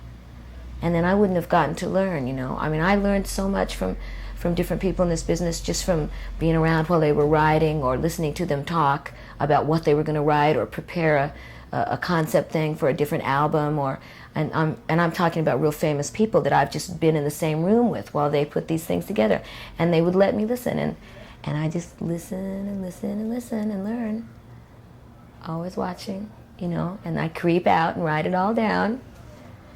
And they know I write it all down because they know I write everything down. So it's funny, you know, they just think it's almost cute, you know, which is, once again, it doesn't bother me. It doesn't make me feel funny because, you know, I have all the success as a woman that I could ever want. In fact, way too much. And all the notoriety that I want, and way too much of that anyway. So it's like, it was worth it. It was worth anything I had to go through to be able to be a part of a whole music thing and feel good, because there isn't very many women that, you know, that do albums, that write all their songs, and that Don Henley comes down and sings on, and that Tom Petty gives you a song. And when I first met Tom Petty, somebody said to me, Tom Petty said, and so did Jimmy Iovine, that there will never be a woman on a Heartbreaker album. And I looked at Jane Petty, right, and we looked at each other and said, wait, just wait, right? And she and I just knew, you know, because we thought it would be great if I sang with Tom. So we just very quietly planted little seeds here and there and here and there, and they grew. And you just cultivate them like a garden, you know. It's very easy. People fight everything, you know, way too hard when it comes to that. And all you have to do is really just be real nice and real warm and gentle and sweet, and don't bum people out. You know, don't make them feel like they have to entertain you or do, you know. It's like these people that we're talking about, they've been doing this a lot longer than I have. It's much older for them, you know. And so they were kind of on their way to being jaded when I was really naive. And I'm glad that I fell into this particular place to meet, you know, to be able to know Don Henley, and to be able to know Jackson Browne, and to be able to know John David Souther, and these are songwriters that I look up to, you know, Glenn Frey. I mean, they can be crazy, these guys, but boy, can they ever write beautiful songs. The business, when you got into it, was getting so terribly complicated. I mean, in terms of performance, in terms of, you know, the electronic demands of putting together albums and all of that. And again, as you said, in a reasonably short period of time, you put Belladonna together. And I imagine, as you said, if you do your vocals straight, you know, back to front with how long can it take? That's right. You've returned to a much simpler ethic, and obviously you feel that that's a healthier, more comfortable way to work. It's more fun. Yeah. Then, you know, you do 2 tracks in Muscle Shoals and 2 in Kingston, Jamaica, and 3 in London. Well, I can't do that. I don't like it. I think that you lose your momentum, you know. It's like playing for 3 days on the road and not playing for a week, and then playing for 3 days and not playing for a week. You lose, you know. It's like we're doing vocals this week, and we're really doing vocals this week because you have to get on a momentum thing, on a wave, and it won't be good for the first 2 or 3 days, but then it'll be great. And if you stop, though, it takes you another 3 to 4 days to work back up to that place. Because, like, I couldn't understand, one time I was talking to Paul and Linda McCartney, and, you know, he was talking about the fact that, and they were Beverly Wilshire, and he was talking about the fact that, or the Beverly Hills, he said, and then we went to the studio I love in Jamaica, seriously. We lived on this yacht in Montego Bay, and he said, because I wanted to do this song with a kind of a, you know, reggae ocean flavor. feel. So we schlepped the whole group, one of my favorite words, you know, the whole group went from London, we all went down, we got this big yacht, and I came away from it obviously incapable of disputing his enormous talent, because, you know, I am a nothing, obviously, in comparison to him, from a talent overview, but I thought, God, that's so self-indulgent, you know, that all of a sudden you're going to turn around and say, and now we need, you know, the airplane, and then I want to have this yacht, and I'm going to live aboard this, and I'm going to get 2 songs in the studio, so I'm going to be there for a week and a half, and then we're going to go back to London, or go to New York, or go to LA, or go to Muscle Shoals, and go wherever we want to. And I said, you know, there was something so... There was a lot, rock and roll was a lot more jet set-esque from that era of rock and roll, which basically is the rock and roll that I love. I love the old You know, I love from Layla on, you know, I mean, that, I love that. But at the same time, that whole thing of rock and roll was very, you know, they definitely kind of traveled whenever they wanted, anywhere. See, I've never done that as much as, I mean, I kill myself trying to record on my TCD5 at home because I feel guilty about going into a studio. Because even if it's right down the street in Santa Monica, it's still $40,000 at the end of 3 weeks of, you know, of sitting in there playing your piano and singing. Which I always have a great time, and everybody, you know, says that's really indulgent. And that's not even much. That's just me and a piano. So it's like I've never lived like that. I'm not saying I haven't been flamboyant. I have, but that is something I've never done, is just, you know, jetted around to different recording studios. And believe me, I've thought about it. I would have, you know, but something in me wouldn't allow me to do that. But I suppose it works for McCartney. Yeah, and it will, and whatever works, works. And besides that, Paul McCartney's got so much money that if he wants to go rent a yacht on Mars, he should do it. He worked for it. He got it. You know, he should do it. I don't have that much money, so I can't do that. You know, that for me to do that would be a serious financial thing that my business managers would say, we want to make sure you're comfortable for the rest of your life, and when you don't want to do this anymore, you have enough money to be comfortable. And if you go jet-setting around at different recording studios and paying the hotel bills and the planes and all that stuff, you're not going to have anything left. It's happened to 1 million people, so it's not it's not impossible. It's easy. You mentioned on excess, thinking about excess. You mentioned earlier, when you put in this tape, that in a way you have too much success and too much notoriety. You use those words. What does that mean? What is too much success and notoriety? Well, it means, yeah, now it means that I have Fleetwood Mac, I have Belladonna, and I have my friend Robin with leukemia. So that has immediately become number one of the three. And I have to jiggle my time so that I don't have a minute. I haven't had a day off in so long. I can't tell you.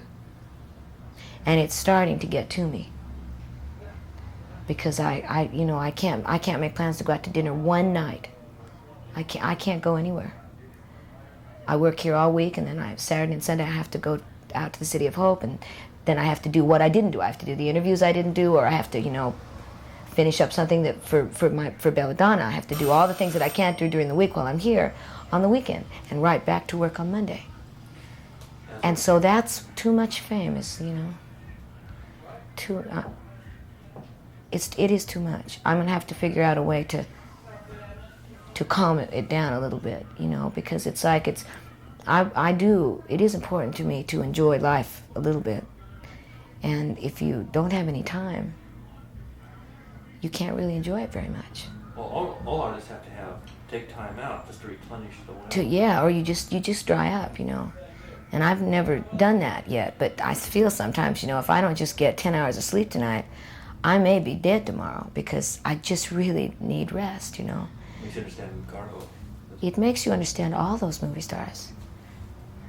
Another reason why I have no want to do movies, because I don't have time. I mean, I don't know where I would put that.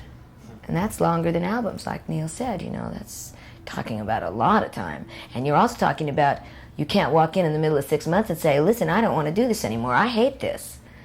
I'm sorry. Because you can't let all those people down then, so you're just completely, I mean, wow, would you ever be stuck?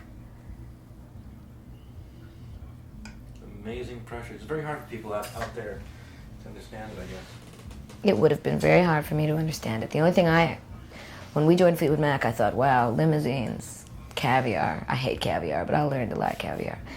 You know, I thought, wow. And it was wow for a long time, you know. But at 33 years old, you wow a little less than you did when you were 27. And after you've done all these things and you've traveled and you've been over the world for 3 times and you never even saw the Eiffel Tower because you didn't have time. It's, you know, you've toured the world and you've never seen it. And your life is being sapped. I mean, really, you're expending incredible amounts of energy. I mean, more so than the quote average human being. So you're 33 years on the calendar, but inside you're 47 years in the person because you've been draining. Well, the 7 years of Fleetwood Mac, I have to say, would have to double at least, because nobody lives like that. Nobody travels like that. Not even businessmen that travel constantly. Nobody travels like we do. And and performs. And performs. And smiles. And, it's like, and interviews yeah. when you don't want to. Well, no, but now I didn't mind doing this at all. Not this one, but I'm saying the one you don't. When it's 9 o'clock in the morning and here's the guy with the mic in your face and all you want to do is open your eyes. No, I'm not talking. I'm not being facetious. No, because I am enjoying this. But I know that. No, but I know that, and I understand where it comes from, and I don't understand. That's when the bad interviews happen. Yeah. That's when the dark side of you comes out, and you get real nasty. I don't understand where you get it from. I mean, I don't understand where all of for those of us who live linear lives, you get up in the morning, you get your wife, come out, you go to work, she goes to work, you work all day, great intensity, you come home, you lie around watching the World Series, right, or whatever. I don't understand where you get all the sustained energy to do that, plus create, plus perform, I mean, the demands are so incredible. And I think that's a part of life that, as Allen says, it's a part of life, the average individual who only goes to consume you, I mean literally to consume you, understands what you're giving. Yeah, it's amazing. It doesn't really leave time for a relationship. It doesn't leave, because you have to put time into all those things, to make them grow. And it just,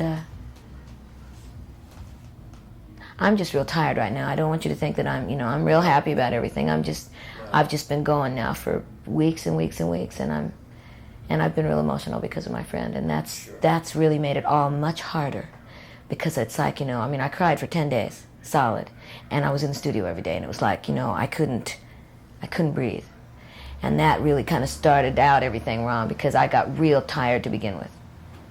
And then coming out of it, there wasn't any time to recuperate, so.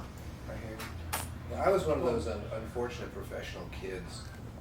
I was a child model at the age of 8, and my great lament, we talk about great laments, not that you care about, but my great lament is I never learned how to roller skate because I couldn't skin my knees because they used to do underwear ads.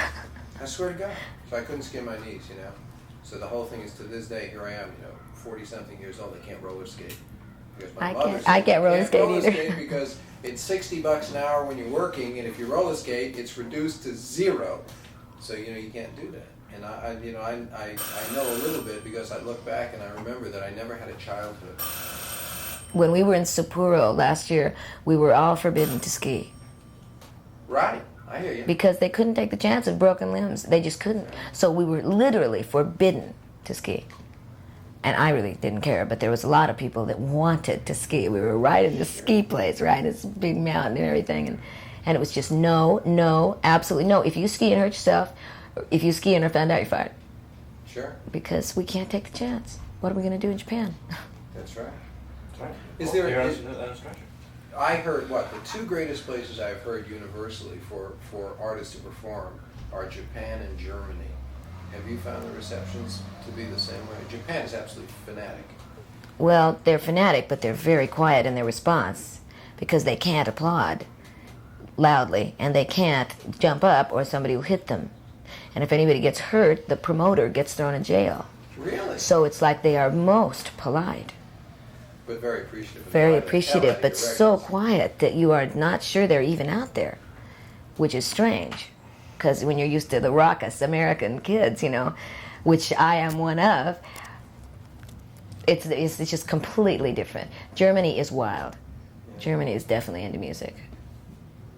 Yeah, I've heard that. 'Cause Yeah. one of the things that always fascinated me was that we used to get telephone calls to the Japanese, as I'm sure you did. They wanted the interview with Stevie Nicks, and you say, "Well, gee, what do you play it in English?" And nobody understands it.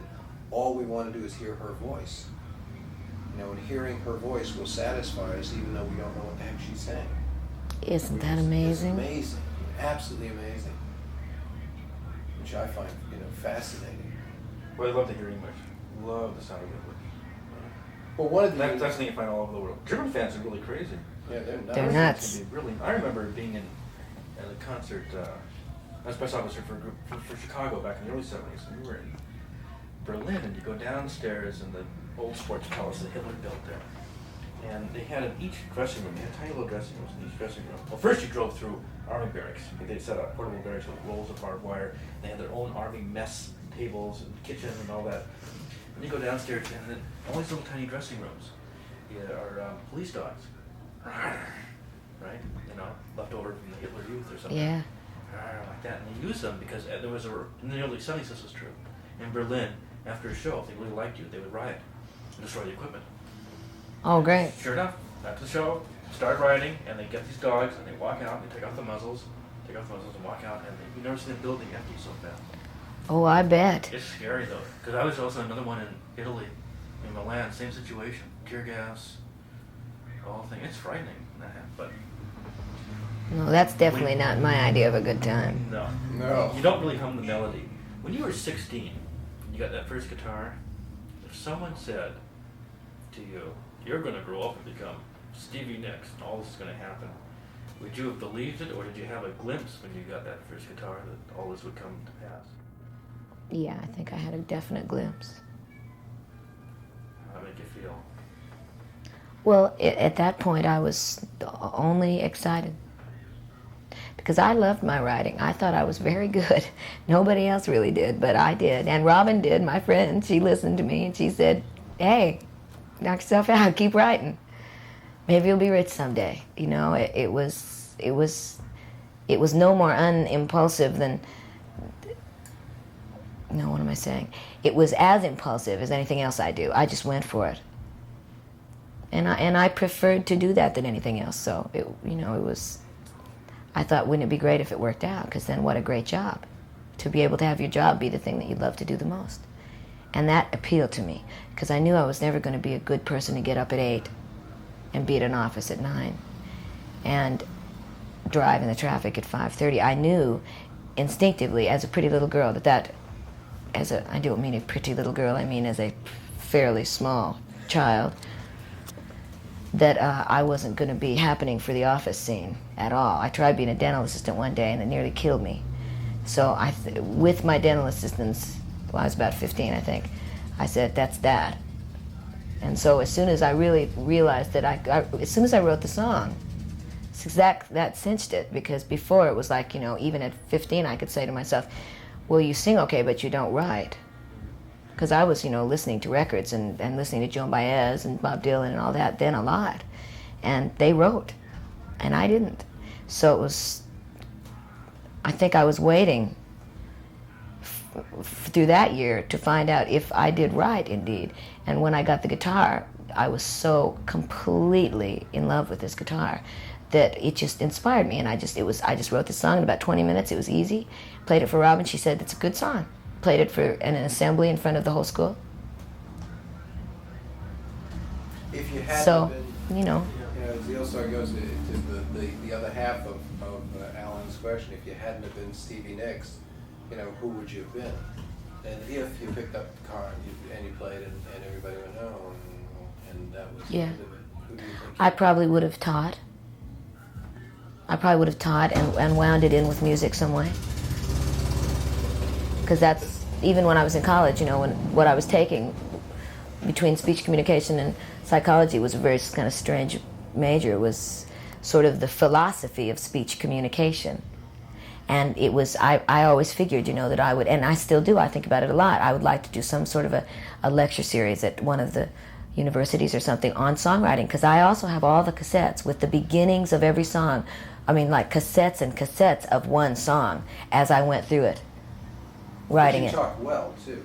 Well, see, I studied it a lot too. I also have a father who's a very excellent speaker, and so he used to write his speeches, and then he would practice them, and I would listen to him, and I love to read aloud, and I love creative writing, and I love to speak. Because with a lot of people, it's extraordinarily difficult for them to explain the creative process, because it's a miracle, Yeah. really within itself. And the ability to verbalize it is extraordinary. See, I like to verbalize it. I would like to be able to take a group of kids that were really into music and say, I can show you how I wrote Sarah very easily. I can show you the chords I play. I can show you how I had exactly where I pulled the lines from, and I can even play you the cassette and you can hear how bad it was. And you too can do it. I'm not sure if that's. I'm not sure about that. Well, I've never gotten to try it, so we can't know, can we? Well, yeah, I suppose so, but I don't know if showing somebody how something is done, how to do something, because I've done that a lot, is the same as being able to do it.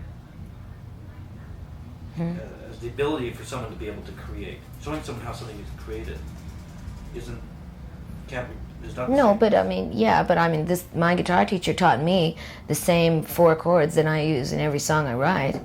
I never learned any more, as my band will attest to. Even if you can't teach somebody to write a song, you can certainly teach them enough so that they can sit down at a piano with a poem from some old famous poet or from something that they themselves wrote, and have fun with it, and just put these chords together and just play them all different ways. It's only if you, it's only feeling free enough to do that.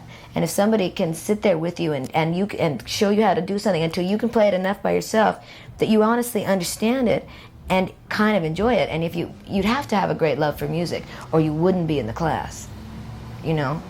I mean, if I did this, it would have to be a group of kids that really loved music but really hadn't gone into any specific part of it yet, and that really were really open to it. And then I think I could show people at least how to enjoy it enough for them. If I'd have never become famous, I always would have had my songs and my songwriting for me, which is a wonderful thing. I could have, you know, I can sing great lullabies. And if I could even teach somebody to do that, then that would be worthwhile, because it's a great joy to sit down and do that, even if you don't sing.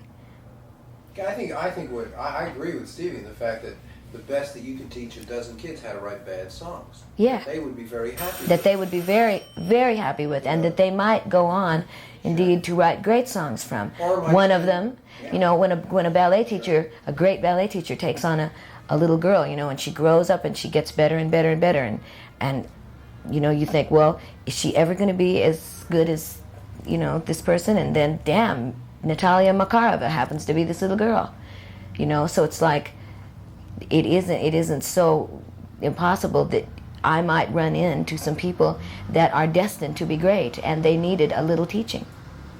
Or Or at least to feel comfortable with what they're doing. Who would at the same time be terrible but be happily terrible. Right. You know, and just never be Because Makarova. there are a lot of people that I know that are happily terrible. Oh yeah, I think it's great. I mean, And they really are happy at it, you know, yeah. they love it. And it's like they play me their songs and I go, that's terrific. Keep going. I mean, right. you could write a #1 song tomorrow, you know. That's right. And I don't lie. I mean, I don't say that was the best thing I ever heard, but I give them a lot of support. And I agree with you. I have a real feeling about the positive therapy of being happily terrible. I mean, and boy, it sure beats being unhappily terrible, because people are saying, gee, that's the worst goddamn thing, or why do you continue to do that?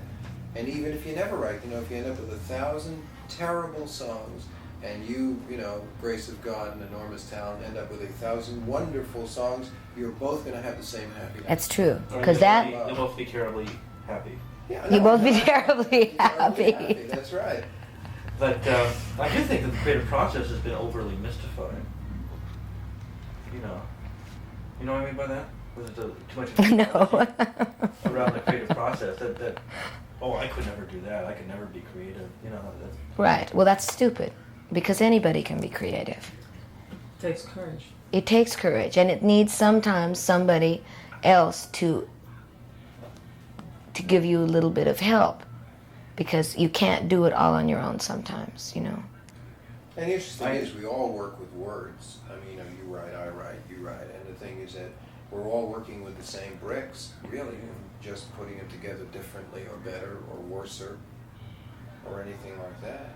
I can't write a song, but I write, gut-wrenching ads. I mean, really, no, wonderful ads for public service. I write for charity things, and I couldn't write a song if I tried. I mean, you write great radio programs, seriously. And I don't know if you ever wrote a song. Well, you haven't. And I love to listen to songs, and I would say, Jesus, if I could write boy, do I wish I could write a song. And I listen to my idols, like, I love, unfortunately, I love Cole Porter, because I never heard anybody can make 3 rhymes in 1 line, or Lawrence Hart, or one of those things. Sure. And that just knocks me out. I mean, really just knocks me out. See, I mean, when I started painting a couple of weeks ago, I have never drawn anything but my little stick girl that I draw on my autographs, which has a little top hat on and a little smile face. It's the only thing I've ever drawn in my whole life. And I just picked up, Jimmy bought me some paints and some paper, and I just said, okay, I have nothing else to do, and I sat down, and I just started kind of drawing, and I came up with this thing that turned into this wonderful painting that's going to be in my songbook that is called Rhiannon. And it's not this one, it's a weird one. It's like a pyramid, and it's just all this strange stuff in it. And I said to myself, now, if he hadn't gotten me those paints and that paper, not having any, knowing, I mean, I've never said anything like, I'm an artist, or buy me paints. Just bringing them home to me and saying, here, I would never have done that. This would not be in my life. I think that's one of the great It's tragedies. absolutely true. Yeah, It I wouldn't agree be. with that. I would never have gone out and bought those paints. I think one of the great tragedies amongst children, and you love children, and I'm a parent, is one of the great tragedies that in so many families nobody ever puts this in their hands. Yeah. And says, here, go, here's clay, here's paint, here's pencils, here's paper, go. Go. Have a good time, and one of the, the basic promises, is it good? Do you think it's good? Yeah, do you think it's good? But no, Good. but right, Yeah. but do you feel it's good? Yeah. And that's what I always say to people when they ask me if I think something that they have done is good, and I will say, do you think it's good? And they say, and yeah. they say, yeah, and then I'll say, well, then tell me why it's good, and then tell me also why it could be better, and then we talk about it, and pretty soon they go, well, I understand it really wasn't that good in this part, and I know now how to make it better. I'll go, that has been done before. I have several girlfriends that are trying to write songs, and I'll say, I'm sorry, that's been said before, it's been sung before, it's been written before. Say it differently. Change it around, change the words around, do something, but make it you, make it unique unto you. It's the same old story. Okay, we'll write it differently. Oh, yeah. And they do, and they go, oh, and they run back, and it's like, and it's, people get real childlike. Sure. When it comes down to serious, here's your paints, and if you want to paint with your fingers, go ahead, and here's a brush, or if you just want to dump them all on, go ahead. It is kind of scary, but wow, once you get past the first scary moment, it's terrific. Yeah, no, I agree with that, and I also agree with the fact that, I don't have to hear it, and I don't have to see it. If you hear it and you see it, then it is, which I think has a terrible societal problem. We get very deeply philosophical, but terrible need for approval, which I think is very unfortunate. And it very much exists. It does. Everybody wants approval from everybody else. That's right. And I think it's terrible. I really do. I think more than approval, you want stimulation or encouragement. Move forward. But don't, it's not Daddy, may I, every time. Yeah. Which I think is very destructive and very cruel. Well, so do I. And then you end up with that might have been life, where you're looking back and saying, gee, I wished I would have, instead of, I'm going to go for it, and I'm going to hurt myself, or I'm going to do something wrong, or it's going to be bad. But it's going to be based on my value systems. Right. So at least you only have yourself to blame then. That's right. Because it's much worse to blame everybody else. That's it. I hear you. Terrific. Wonderful. Well, this has been a very odd interview. I think it's wonderful. I think it's a great interview. Why do you think it's odd? I think it's great because you talked about you and things. Well, it was good because we didn't talk about a lot of the stuff that I talk about in interviews, because if I don't know why, they just, some go differently, and some just start talking about something that's sort of off the wall and a little bit away from the mainstream thing. And this interview just went into a lot of different places that most of them haven't, so that was really good. Thank you. I appreciate We enjoyed it too. I'm sorry about the thing No, about no. my friend and everything. I didn't. that's When people very ask me about important. Rhiannon, you know, it's like the only way I can really explain to you is just to give you a little bit of what I do use it for, you know. And I didn't want to make anybody sad or anything. No, I would genuinely, like to know how she is, seriously. Well, How she is going and they may even let her out tomorrow for one day. oh, that'd be wonderful. She's doing so well, and if so, she's going to come to the studio and surprise everybody. Super. That's great. Well, thank you. That's good. Well, you're welcome. Thank you.